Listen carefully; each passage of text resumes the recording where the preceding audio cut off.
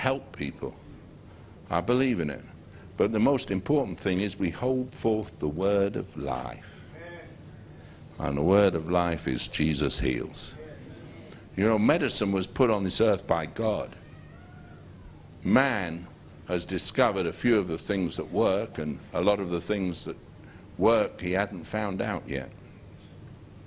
Because my God has made provision for everything. And we hold forth the word of life. Tell people, hey, he heals. He delivers.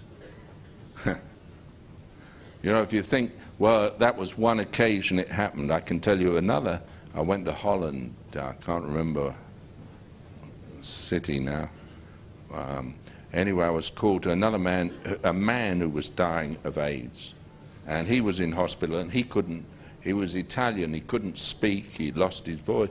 They fed him intravenously. His whole body had stopped, all the functions. And there he was in hospital, and he was dying. And I went there, and it was the first one I'd ever prayed for, and he was in an oxygen tent. Same process, you know, he couldn't understand a word, so I put my hand in, pressed him into the pillow, prayed for him. The next day he was back home, and he wasn't even HIV positive. Why? We have a God who does it. And I've seen it time after time. I believe in a God who's good. Real good. Good God. And miracles are easy because he does them. And that's what makes it easy. There's some people who always want to say, well, does God heal everyone? No. Why not? I don't know. I really don't know.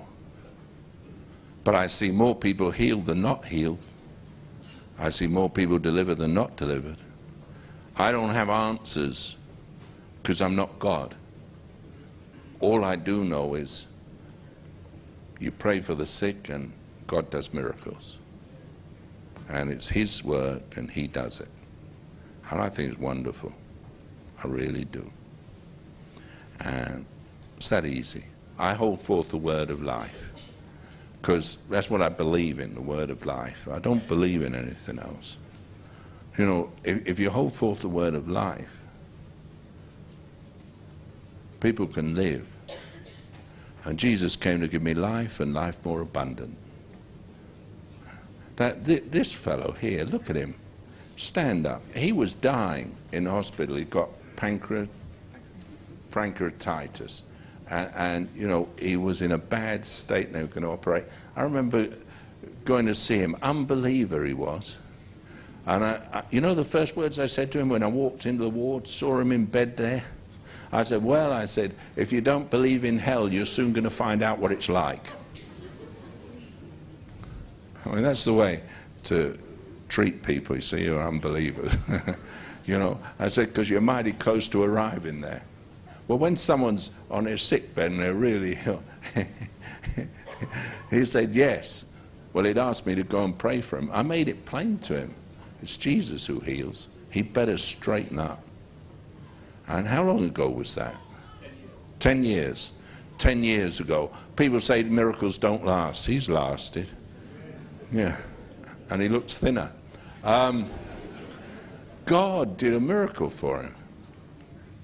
Huh. You know, miracles are easy. So easy. That's wonderful. He's a wonderful God. Not against you, he's for you. And it's the word of life that we hold forth. 2,000 years ago, he was whipped. By his stripes we are healed. He bled and died on Calvary's tree. He became sin who knew no sin, that we might be made the righteousness of God through him. It's not what I do, it's what he did for me. I don't have to qualify. It's his righteousness. I don't go about to establish my own righteousness. I'm not under law, I'm under grace. I'm not trying to make myself right? He does it. And then he lives his life in me. When Christ comes inside, Bible says, I live. Nevertheless, not I, but Christ liveth in me. And the life that I now live in the flesh, I live by the faith of the Son of God. It's his life. He transforms. So it's no struggle, it's easy. When you're a Christian, it's easy. When you're a heathen, it's a struggle.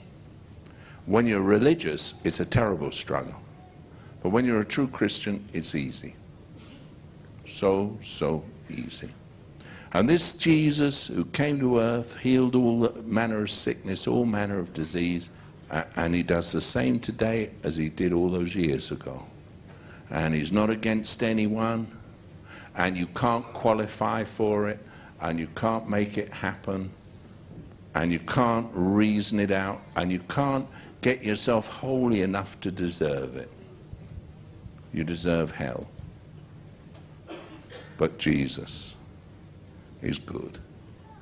And he's paid the price of sin. Perfect, holy, pure, sinless. He died on Calvary's tree. The third day he rose again from the dead.